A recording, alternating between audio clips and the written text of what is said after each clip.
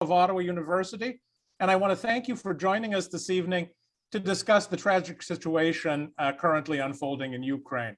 It is wonderful, I will say, to see someone from every one of Ottawa University's campuses on this Zoom call. Thank you truly for joining. I wish I could say it was a pleasure to be here, but of course it is not.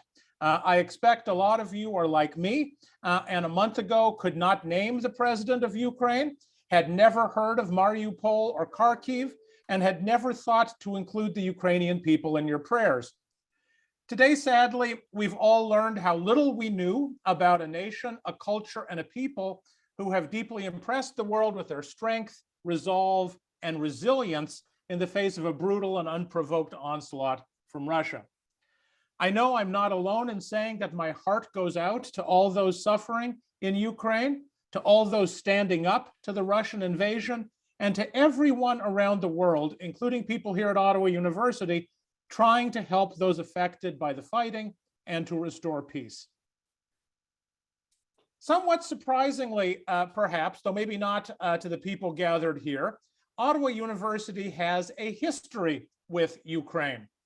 In 2011, the inaugural David C. Owen Leadership Institute Award, presented by the Owen Leadership Institute on the Ottawa campus, was presented to Viktor Yushchenko, the third president of Ukraine. Yushchenko distinguished himself as a campaigner against corruption and a leader of the so-called Orange Revolution of 2004, who sought to limit Russian interference in the country and firmly establish Ukraine as a free and democratic European nation. The moderator for that award ceremony honoring President Yushchenko in the Frederickson Chapel just over a decade ago was our speaker tonight, Ottawa University Professor of History, Dr. Stephen Foulke. Dr. Foulke holds his doctorate in cultural geography from the University of Kansas and has been at OU since 2004. He's an accomplished and respected classroom teacher, which I think you will get a taste of in his session tonight. Dr. Foulke has extensive global experience. He's had teaching stints at universities in Germany and in Paraguay. And in 2007 and 2013, he had Fulbright Teaching Awards, which took him to Skopje, North Macedonia, which you may or may not know is located in Eastern Europe, not that far from Ukraine. Dr. Foulke's wife is Dr. Corinne Ullum, another longtime member of the OU community.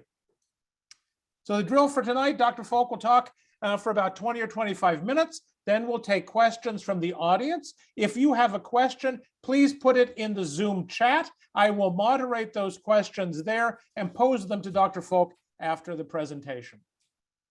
All that being said, Steve, let's talk about Ukraine. All right. Thanks for that. I appreciate the introduction and welcome all. I appreciate your time this evening. I share the sentiment in that I wish we weren't here. These are dark days indeed in Ukraine. I fear they may get darker. I guess we'll get to that at some point. Though a part of really my goal here is just to try to get a sense of how Ukraine ended up in this place, and then maybe where we go from here. So if you haven't looked at a map of Europe recently, like in maybe the past 30 years, this will look a little different.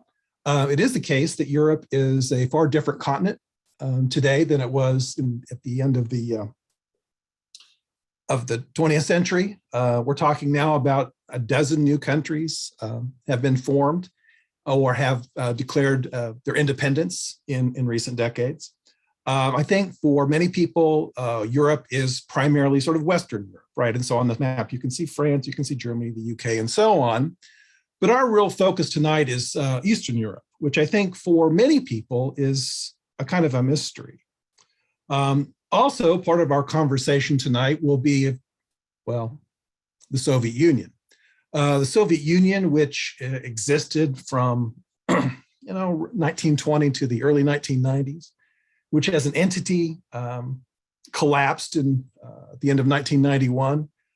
But I think it's a real part of our discussion, and it's a real part of what's happening in the Ukraine. I would point out, right, as you're looking at the map of the former Soviet Union, To the west or to the left, you see the smaller countries of Latvia, Lithuania, Belarus, Moldova, and Ukraine.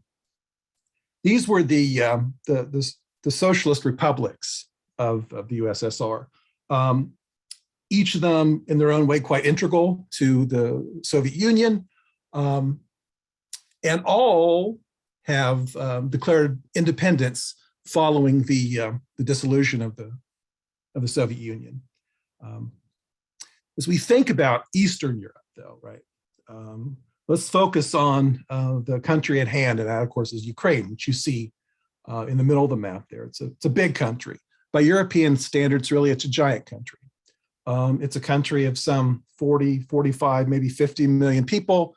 Census figures in Eastern Europe are notoriously inaccurate, but it's a sizable country. And obviously, in terms of physical size, it's quite large.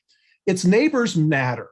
And so we take a look here at Ukraine. We see Belarus, a country to the north, Belarus, which has very close relations with Russia, Poland, Slovakia, Hungary, and Romania to the west. Those countries are involved in NATO, the North Atlantic Treaty Organization. We'll talk about NATO here in a minute. To Ukraine south is a country called Moldova, which you may have never heard of, but I fear you'll hear much more about Moldova in weeks to come. I'd also note, right, that Ukraine sits on the Black Sea, and that the Black Sea is, in fact, it's an important body. It is, in fact, the way that Ukraine sort of connects to the rest of the world. Ports on the Black Sea allow Ukrainian ships to sail all over the world. It's also obvious here, you can see the neighbor to the east, and that is Russia. And Russia is, well, it's an interesting neighbor. The Black Sea piece is important. Ukraine is an enormously vital agricultural country, enormously vital. Corn, wheat, soybeans, even barley is grown in tremendous amounts here. For example, China gets a third of their corn from Ukraine. Almost all of that grain that leaves Ukraine leaves through the Black Sea. From the Black Sea, then it goes through the Bosporus of Istanbul, making its way to the Aegean and eventually to the Mediterranean. And so, okay, there's an economic context to that. The Black Sea is also then bordered by Russia. And so a part of the conflict that we're observing today in Ukraine is a naval conflict. And in fact, the Russians have invaded the southern part of Ukraine in large measure because of naval superiority. And so the Black Sea, Black Sea matters here. Again, European countries by physical size are oftentimes quite small. I mean, quite small. Ukraine is the exception. Again, let's call the country 45 million people. Now, as we recognize, we can see it's a big, we can get some sense of the expanse of it here. Ukraine have big cities, right? Kiev, which you've heard a lot about, several million people. There are large cities throughout the entirety of Ukraine. But there are also a lot of people living in small towns and farms. And one of the things I'd like you to think about in the context of Ukraine is Kansas, right? Think about Ukraine as a kind of Kansas, that it is, in fact, largely a country made up of small villages, farms, just huge expanses of grain. And part of the challenge here is to sort of try to imagine what's happening in Ukraine. I think we get a lot of images from the cities of Ukraine, the cities in Ukraine that are on fire at the moment, but the countryside is being ravaged as well. Okay, for those of you who have kind of any interest in Kansas, Ukraine is a big deal. If you know anything about Kansas, you know that the Mennonites of central Kansas are important people. Mennonites, it's a religious faith, a pacifist faith. Mennonites came to Kansas in the 1880s. They populated central Kansas. So if you've been to Newton, if you've been to Hillsborough, if you've been to Inman, you are interacting with the ancestors of former, I guess, Ukrainians in a way. The Mennonites made their way to Ukraine, which was then a part of Russia, to grow grain for the ruler, Catherine. They were eventually forced out, though, because they were being conscripted. They were being forced to participate in the military. Much of the wheat, and many of the wheat varieties that are grown in the Great Plains came directly from the Ukraine. There are tremendous links between the Ukraine and the Great Plains. And again, this is a incredibly vibrant agricultural country, hugely important. But that's not why Russia's in, right? And so one of the odd things about the invasion and the war is that it has almost nothing to do with the resource base of the Ukraine. Quite frankly, Russia could care less about the resource base, and we'll talk more about that. All right, so if you're talking about the war in Ukraine, you have to consider this individual. This is Vladimir Putin. Vladimir Putin has been the head or the nominal head of Russia for 22 years. I think you can argue that it's even been longer than that. Vladimir Putin is a very complex, mercurial individual, and someone that I think you can argue maybe is the world's most powerful individual at the moment. Okay, so who's the heck's Putin? All right, Putin was a KGB agent. So this is the Soviet Union, it's the Soviet Union secret police, secret service, spy agency. And he had a relatively successful career in the KGB. It was Vladimir Putin who was at a listening post in East Germany the night that the wall came down in Berlin in 1989.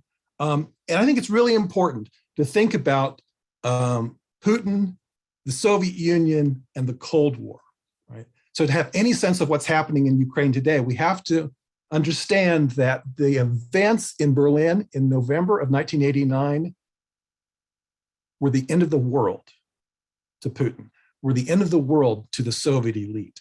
And while people across the globe, celebrated the end of the Cold War, Putin seethed.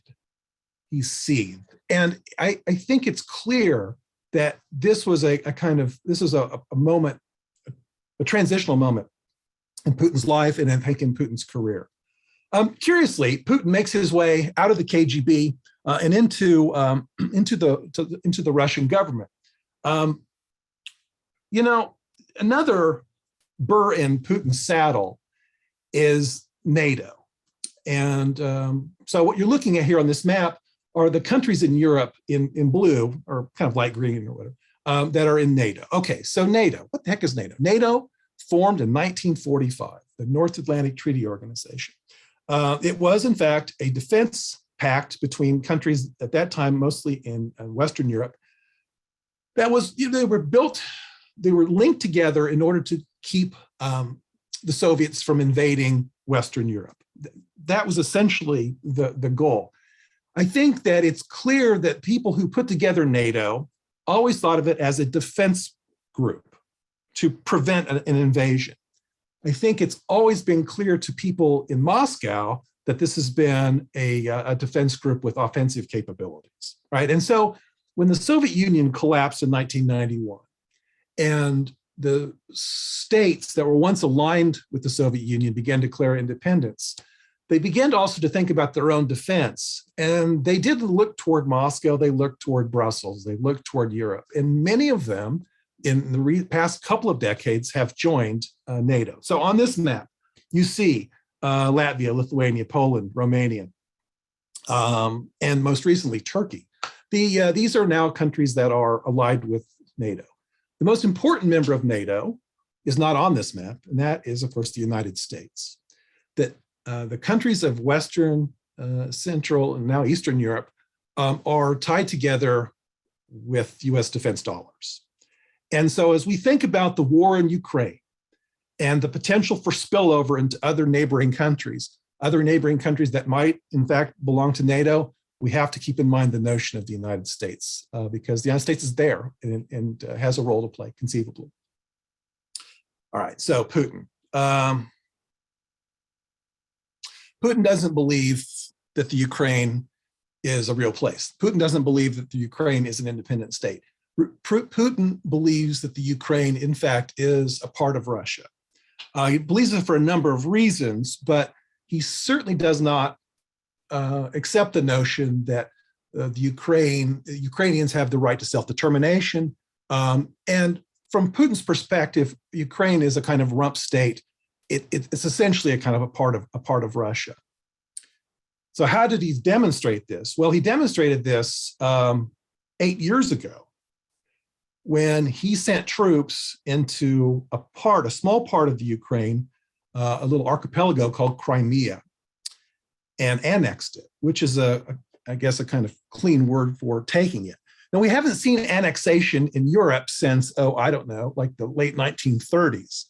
And much of Putin's playbook does seem to be drawn from an earlier time, late 1930s, 1940s.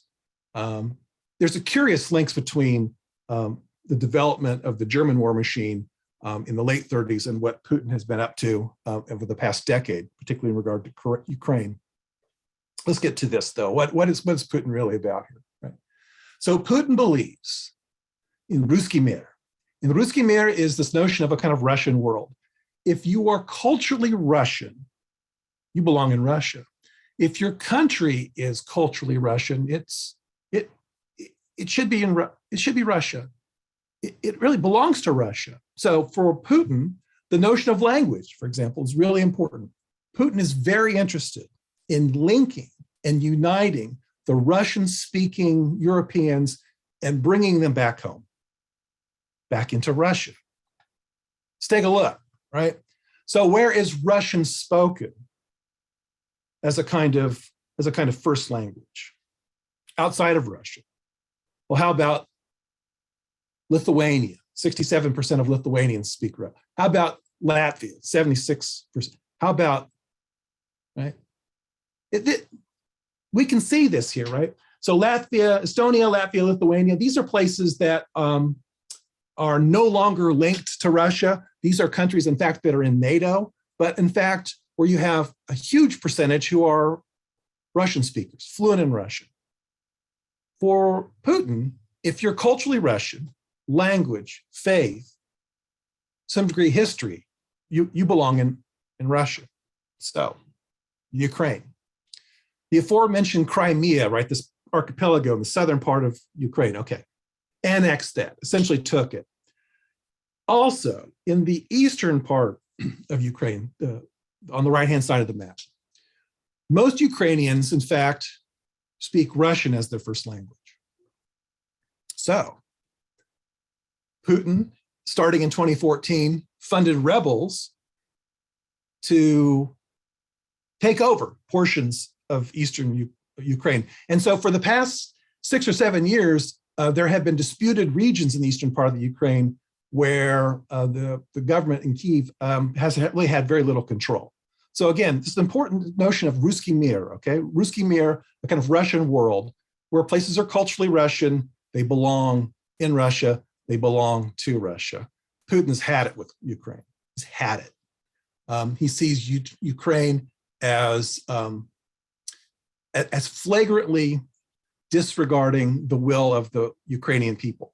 Putin is convinced that the Ukrainian people, to a man and to a woman, want to be in Russia and should be in Russia. He's long been frustrated with this.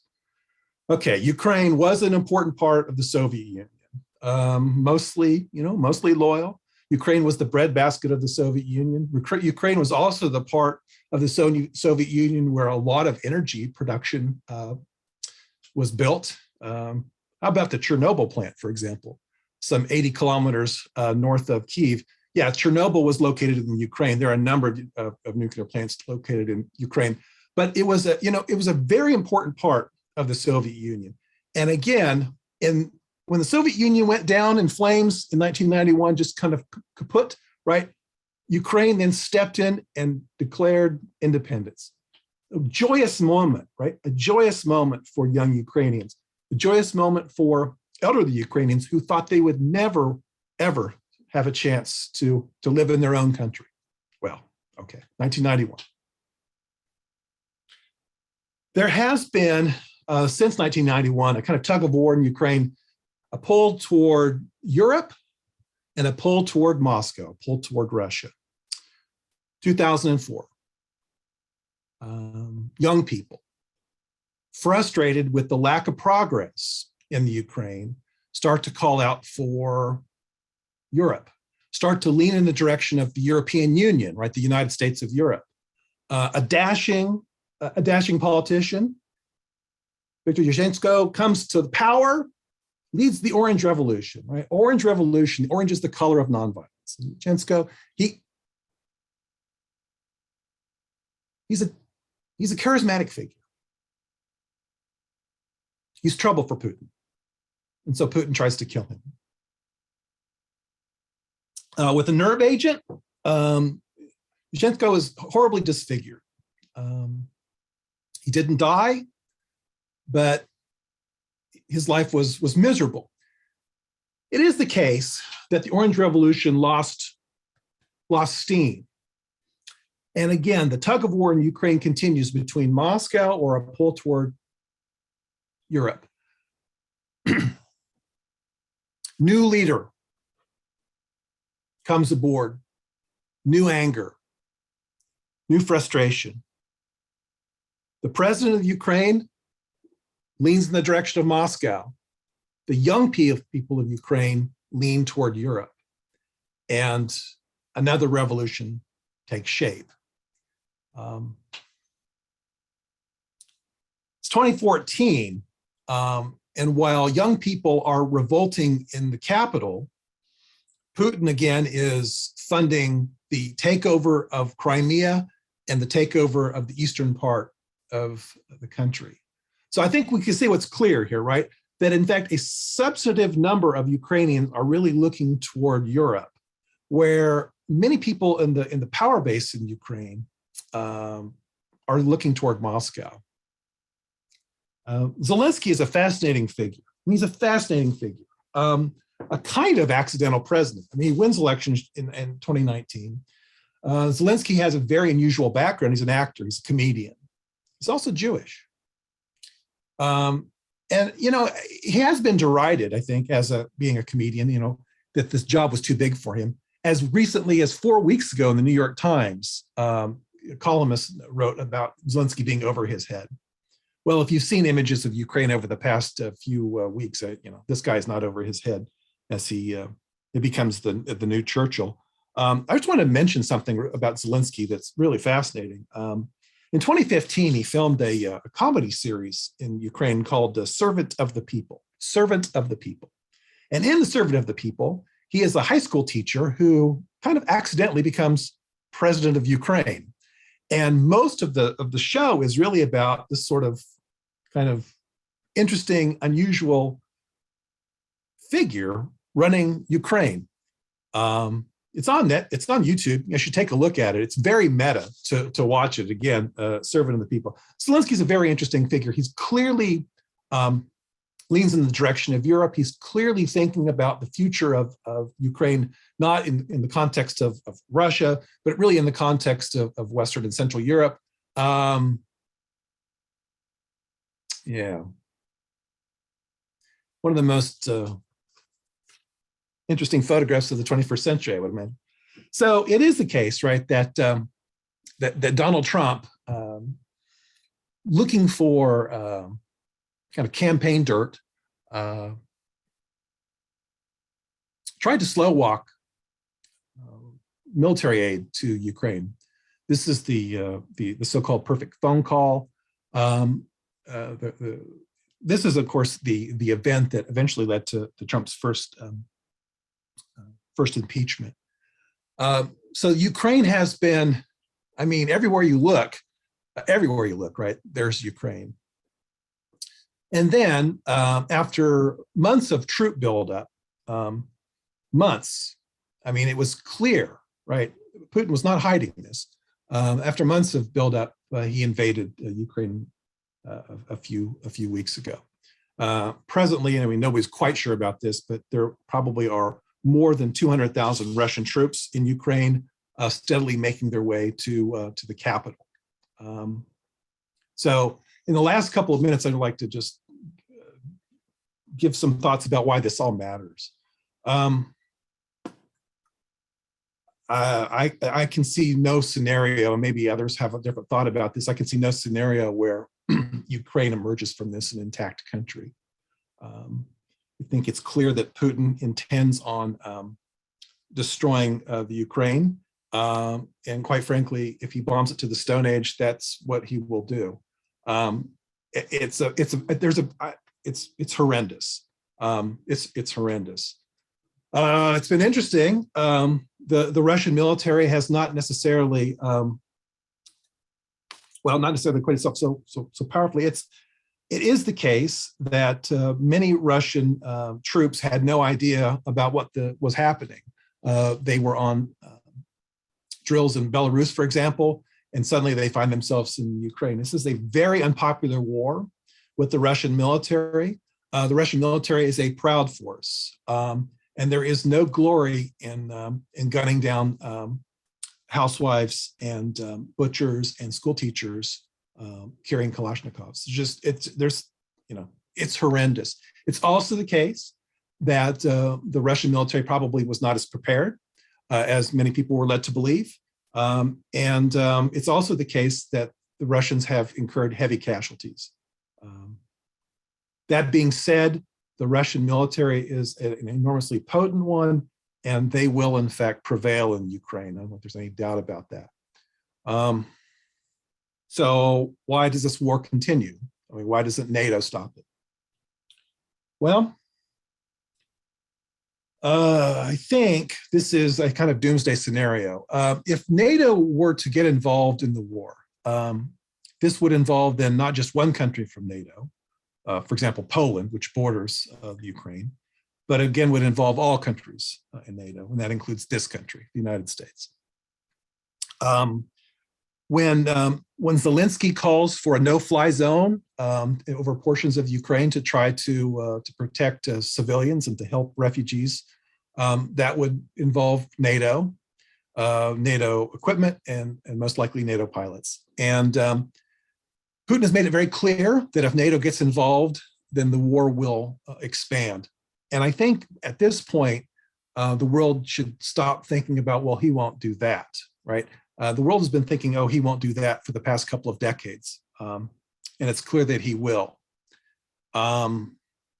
This has set into motion the largest refugee crisis in Europe since World War II. Numbers are a little sketchy at the moment. It is certainly over 1.5 million. It's anyone's guess how many Ukrainians will actually end up leaving. At the moment, right, they have been welcomed with open arms. But one wonders, right, as March becomes April, becomes May, becomes June, will those open arms still be there? This is going to be an enormously debilitating situation for Europe, which is, I think, by design in terms of Putin. I mean, this is part of what Putin's looking to do.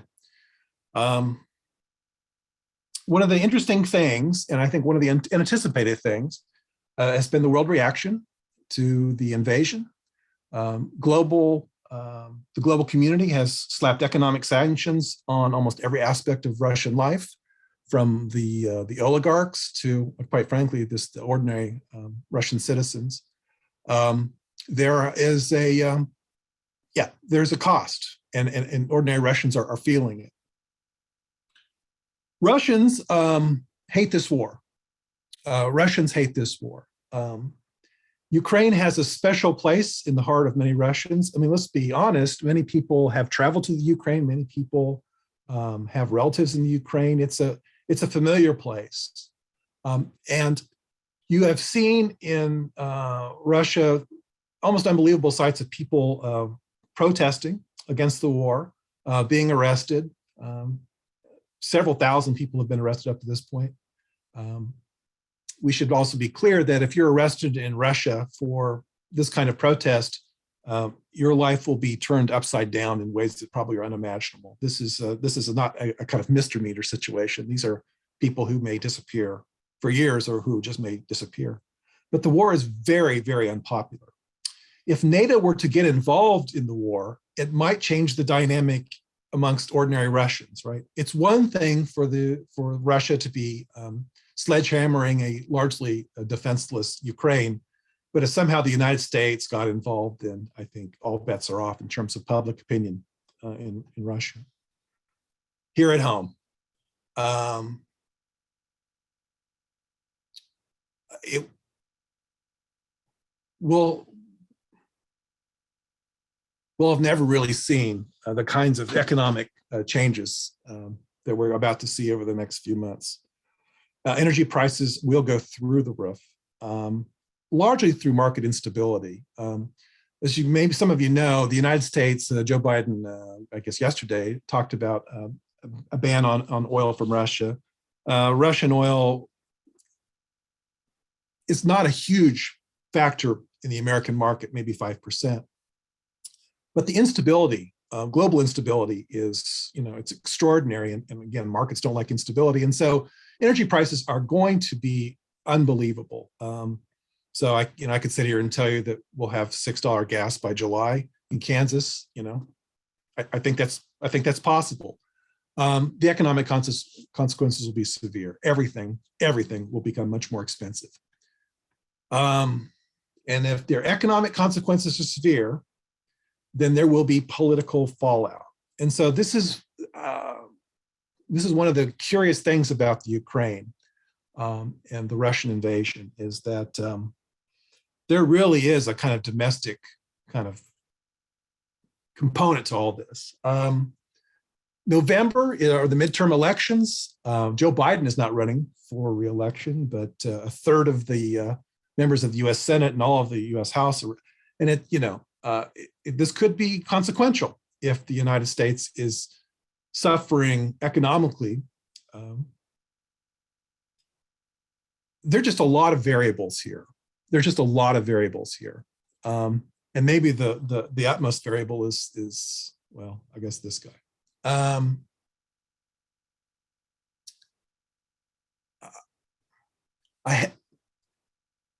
I think this is the darkest moment in that we've seen in the world, certainly since October 1962.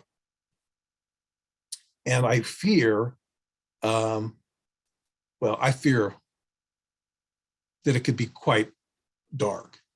Putin is intent on destroying Ukraine. Putin seems intent on spreading the war if provoked, even just barely provoked. Putin seems intent on quite frankly, shutting down dissent in Russia and also shutting down information. Many of you, right, have heard about the Facebook, TikTok, everything is being shut down. And again, Putin has, in fact, he's talked about nuclear weapons. He's talked about it explicitly. 2.5 weeks ago in Russia, they had a countrywide nuclear drill. Again, for the past, 20 years, the world has been saying, oh no, he won't do that. I mean, I don't know. I think it's an amazingly difficult time, and it's confusing and it's bewildering, and we gotta hope. So that's probably not the best way to end this, but I must confess that I'm worried. I'm really worried about all this, and you probably are too. So this might be a good time to answer some questions if you have. So let's put some questions in the chat if you have any, and we can talk about this a bit. Well, Steve, thank you so much for those really wonderful comments. I was just impressed by how lucid they were and what a wonderful interdisciplinary perspective they gave us on the situation in Ukraine. Clearly shows your background as a geographer and a historian, but also a keen observer of economics and politics as well. A couple questions in the chat coming in, but I'm going to take the privilege of asking the first question myself as the moderator. So a lot of people are probably familiar with Thomas Friedman's Golden Arches theory, this idea that two countries with McDonald's in them have never gone to war. And it's related to this idea of globalization, that if countries are knit together economically and financially, it disincentivizes international conflict because the costs of going one's own way politically and militarily are greater than, are overwhelmed by the economic consequences that would come from that. And, I wonder what you think. How do you think the invasion of Ukraine will alter our conceptions of globalization and its role in the modern age? On the one hand, global economic ties didn't stop Russia from going in the first place, but at the same time, we've seen that the sanctions have really bitten in Russia. That's right. And it shows that there is international power through these levers. So I'm interested to hear what you think. Well, I believe that the globalization is real, is powerful, and has been largely positive, and that it has, I think, built bridges in very important ways. I guess it's worth noting that the McDonald's has closed in Moscow, the first McDonald's. But again, I think that what we're talking about here, while it is a Russian invasion, it's really a Putin invasion, and that Putin is not necessarily a great believer in globalization. Putin has his kind of own agenda, it appears, and that I think ordinary Russians, and I think even people in the business sector in Russia, they're unhappy about all of this, particularly unhappy about the sever in economic relations. I hope Friedman's right. We have some great questions in the chat. I'll start with one from our provost, which is, I hear you frame that Putin's desire is to pull Ukraine back into Russia, but do you believe he has an additional goal to add other countries to Russia? And if so, which ones would he reach for first? Is he ready to take on NATO? I think he's not ready to take on NATO. I think I do think that might be a bridge too far, although I do think that's a bridge too far. But there are clearly a couple of, there's a piece of low-hanging fruit, and that's Moldova. Moldova, there is a portion of Moldova that is intensely Russian. And while most Moldovans are looking to Europe and they perceive themselves as European, there is a significant minority in Moldova that have long seen themselves as kind of living in a kind of Russian exclave. And so Moldova. Okay, another country that is not in NATO is Belarus. Belarus has been a kind of partner state with Putin, and a number of Belarusian troops are participating in the war. It does seem, however, that there's a strong segment of anti-war fervor in Belarus, and there are, in fact, Belarusians who are fighting for Ukraine. If things get wonky in Belarusia, then I think that's another country that could, it's clearly at risk. But I think it's Moldova. I think that's the next country. Great question from Lynn Wagner, something that's been on my mind too. I remember not too long ago talking about the Ukraine as opposed to Ukraine. Is there some meaning in that people have used? I am certain that someone can Google this much quicker than I can sort of spit out an answer. So I'm not sure, nor am I completely sure why the pronunciation of Kiev has changed. I think we all grew up with Kiev and all that. Mm-hmm. So how's that for I kind of try to dodge it. I'm not sure. Yeah, we're not linguists here. Question from Tim McVinney out in Surprise.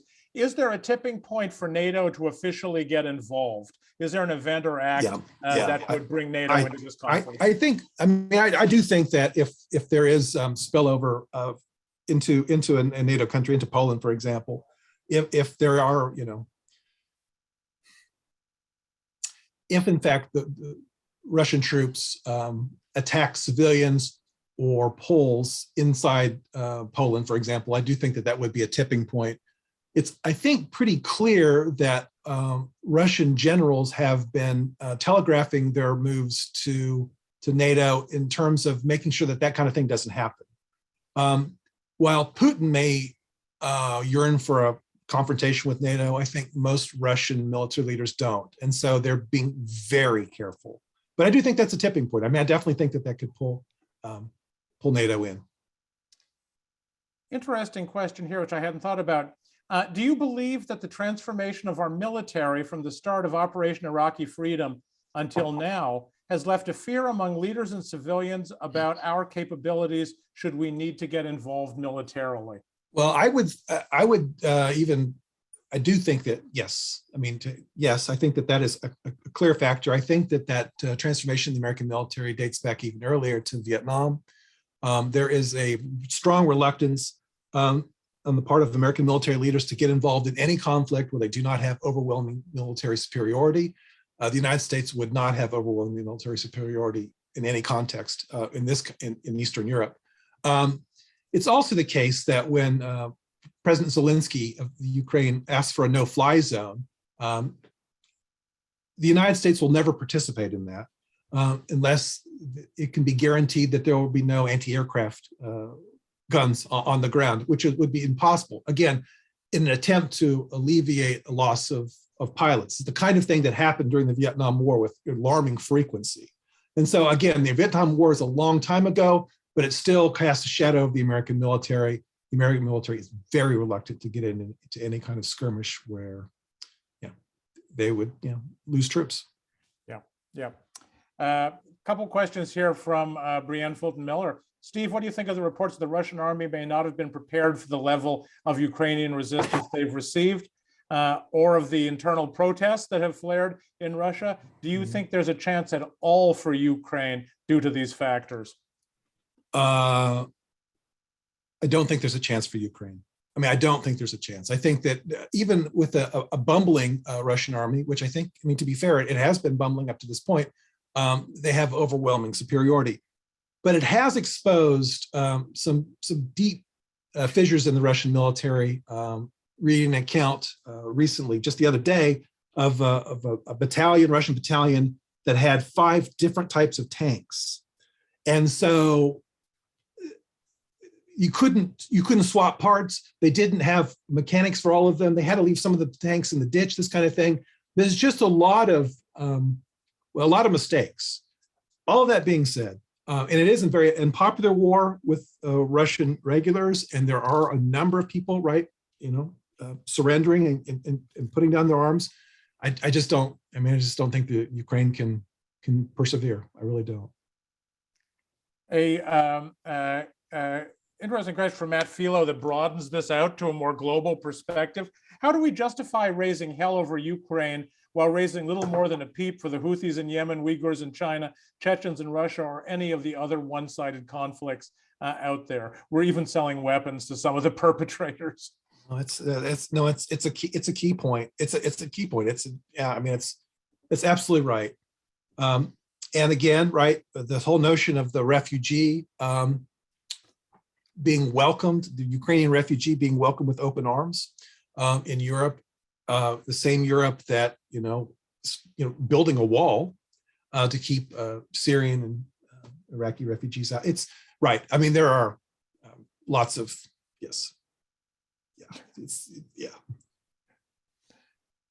So I'm going to ask just for myself. Hindsight is 2020. But is there anything the West could have done in the lead up to this conflict that might have averted it? I don't think so. No, I really don't. I think that Putin was intent on this, had been thinking about this for a long time, had been planning for this for a long time. I don't think that there's much the West could have done. What would satiate Putin? Nothing. I mean, Putin wants the Ukraine. He wants Zelensky's head on a platter. This is what he wants. I'm not sure anyone could have done much.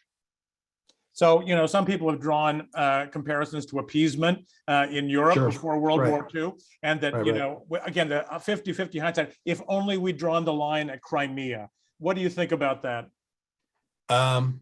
Okay, sure. Yeah, but then how is that going to happen? Are you going to bring Ukraine into NATO, which certainly was talked about? If that happens, then that sets, Putin. I mean, I'm not sure how much could have been done. I really don't.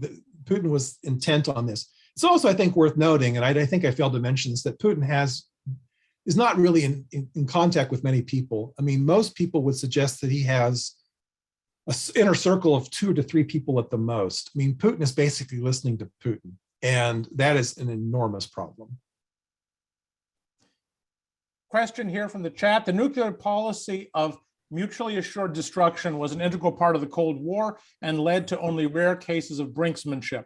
Most of us thought we'd left that behind us, but now Putin has made a clear threat of the potential use of nuclear weapons. Is it possible to assess how realistic a threat it is? Well, that's a great question. I think it's probably very difficult. I think it's very difficult. Clearly MAD has been the kind of guiding principle that has kept Russia and the United States from engaging in this. But it is also the case that nuclear weapons come in all sorts of shapes and sizes, and the phrase tactical nuclear weapon is bandied about in a way that we haven't heard for many years. And so the notion of mutually assured destruction, yeah, I think that's right. I mean, I think that's still on the table. But the notion also of a use of a tactical nuclear weapon in Eastern Europe, I think it's keeping people up at night. Question from Brian Patterson. So all 4 campuses asking questions tonight too, which I love. Has Putin lost his mind? And is he behaving in an emotional manner, possibly due to the fact that he's turning 70 this year in a country with an average life expectancy of about 72? Well, there we go. Okay, a couple things about this. There's a lot written about Putin's mental state, and a lot. And it is the case that Putin observers have suggested that he has deteriorated in the recent years, particularly with COVID, and that COVID has taken Putin to a different place. The fear of COVID, we've all observed the pictures of Putin meeting with generals and at these super long tables. There is something quite different about Putin 2022 than even we saw a couple of years ago. So there's a cottage industry involved in trying to sort of sort out his mental state. I'm not sure. I mean, obviously, I'm not sure. I mean, but if I could though, but even if he has lost his mind, I mean, that may give us, that's terrifying. I mean, just to be blunt, it's terrifying, right? I mean, on some level, it sort of explains this, but on another plane, it's just the worst thing possible. Yeah. No, I mean, is there much difference between being crazy and pretending to being crazy to get what you want in the world? Right. Probably not. Yeah. So another question from Terry. This idea that Ukraine was a cultural center for Russia. Do you feel that Putin's drive is not power-oriented, but more a romantic notion of rectifying a wrong and saving a nation's cultural heart? I think that you could have argued that in 2014. I definitely think you could have argued that in 2014. And the notion of a kind of a magical, mystical Ukraine that does exist in the hearts of many Russians. I think that in fact, Putin, I mean, with the annexation of Crimea, with the funding of the rebels in eastern Ukraine, I think yes. I mean, I think you could have seen, kind of trying to pull Ukraine into. But this is something completely different. This is a different magnitude. And so what's happening, I think now, is I think he's abandoned the notion of, Ukraine joining Russia. He's going to pulverize it, and he's going to let the rest of the world pick up the pieces for the next 50 years. Yeah, so can I ask about that, Steve? What is next at that point? Does he create a puppet regime in the Ukraine? Yeah. Does he occupy directly? Who's going to rebuild that place? Well, we'll rebuild that place. I mean, when push comes to shove, we'll rebuild it. The West will rebuild it.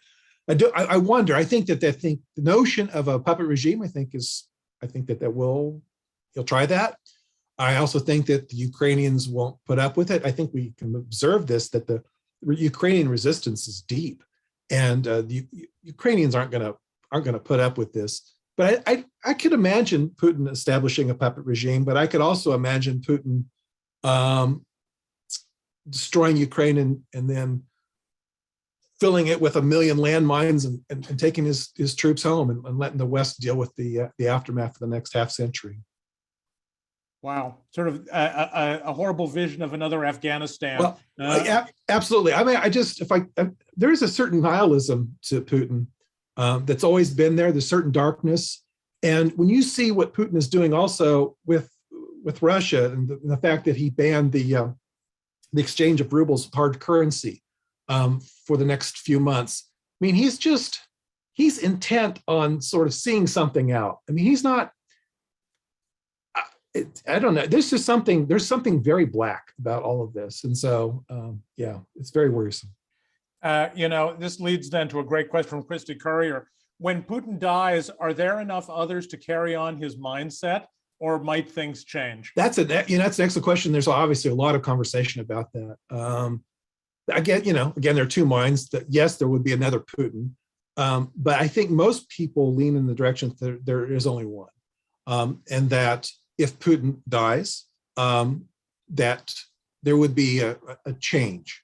There would be a change of some sort, some magnitude. I've noticed there hasn't been that much discussion about what comes next, because I think in certain ways, right, the stability of knowing who you're dealing with might be better than the unknown of I think that there's that. What could happen in Russia, or the chaos that Russia could descend into. If there isn't Putin, who's running the show?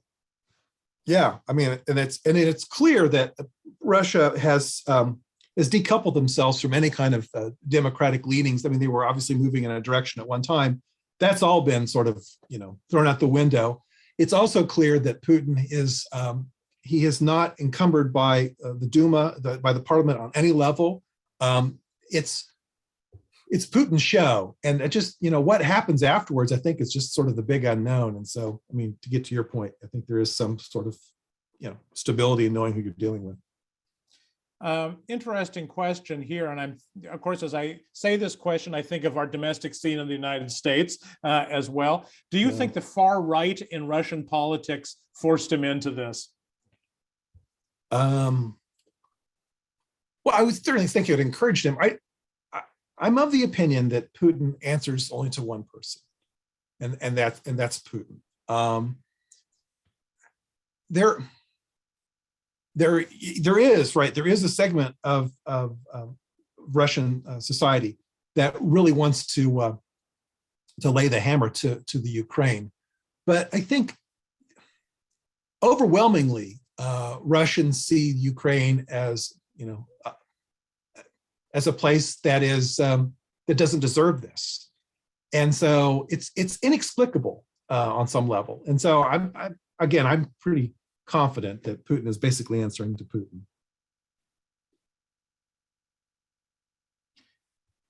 Your forecast, Steve, we're coming to the end of our program here. What do things look like 5 years from now? There's a puppet regime in Ukraine. Putin remains in power in Russia. NATO is at its most robust in its history. And there are millions of refugees, Ukrainian refugees, starting new lives in European countries, also in North America. I think 5 years, I don't think the war is, there's a puppet regime, there's resistance, and I think there's still a Putin in 5 years. Are we in a new Cold War at that point? We've heard a lot about remilitarization in Western Europe. Is it going to be all guns rather than butter by that point? I fear it could be, particularly if the Russian-China alliance begins to mature. China has a very interesting kind of position right now. They're not particularly engaged in all of this, but if somehow Russia and China try to at least become I don't know what, cousins or on some level, yeah, I could see that another Cold War emerging for sure. I think we'd all like to see a silver lining Yeah. in this somewhere, Yeah. Steve. And I guess this last question that came up from Matt is interesting. Has this sent a message to China to perhaps pull back a little bit from some of their plans going forward? I'd like to think so. I'd like to think so. The only country that lusts more after another is the way China lusts after Taiwan, and so I like to think that this will temper that, but I wonder if on some level China's not emboldened. That's my fear. Any other questions or comments for Steve? Steve, I want to thank you so much for this presentation. It was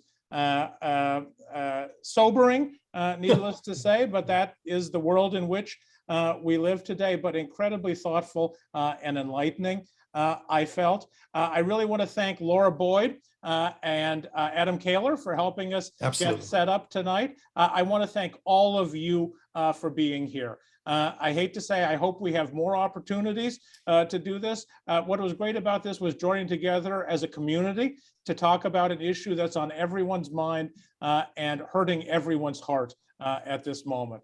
So I know we'll continue obsessively watching the headlines and praying for the people of Ukraine in the days and weeks ahead. Thank you, everyone. Good evening. Thank you. Good night.